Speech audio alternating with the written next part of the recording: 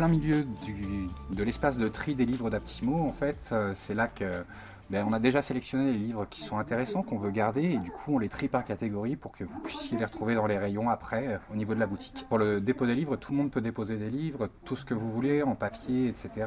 Après, ce qui est plus utilisable, ça part au recyclage avec une ESAT, donc qui fait travailler les travailleurs handicapés, elle monte la ville, et tout ce qui est utilisable, on va le remettre ici à la vente à pas cher pour que ça reparte en bonne main. En gros, nous, on a collecté à peu près 60 tonnes ici sur un an. Donc, il y a une partie importante qui va au recyclage. Ici, on va en revendre 5-6 tonnes. On donne aussi à d'autres associations, on en donne à d'autres partenaires qui font de l'insertion comme nous. Donc, on essaye de trouver une chaîne vertueuse pour un maximum de choses. Après, on peut multiplier les envois aussi. Je suis la conseillère en insertion professionnelle sur la librairie Aptimo. Et je me charge de l'accompagnement socio-professionnel des personnes qui sont embauchées dans ce chantier d'insertion. Mes missions, c'est de les aider à trouver un projet et de les aider à lever les freins qui les empêchent de trouver un emploi à ce jour. Alors pendant qu'elles sont sur ce chantier d'insertion, elles recherchent un autre emploi ou une formation qualifiante qui va leur permettre d'accéder à un autre emploi.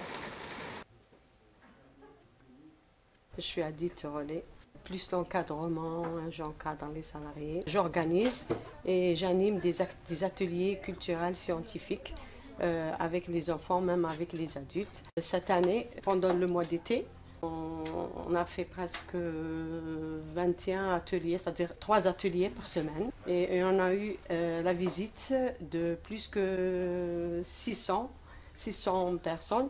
Et ça a été bien marché. Avec les enfants, ils étaient contents.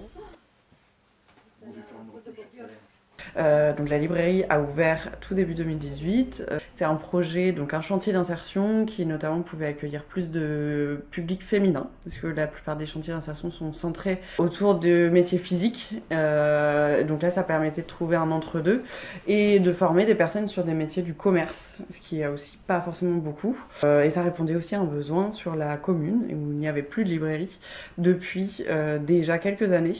Ce besoin s'est fait de plus en plus important au fil des années où toutes les librairies alentours ont fermé. Donc on est aujourd'hui la seule librairie sur les 20 km environnants en fait.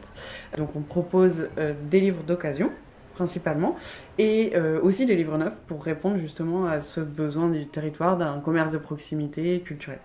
Donc sur le projet de l'antenne d'Aptima au Muro est né avec cette librairie et petit à petit a un peu grandi où on a fusionné avec l'association le chantier d'insertion Réciprocité qui faisait des missions de médiation et de propreté urbaine sur la ville des Mureaux.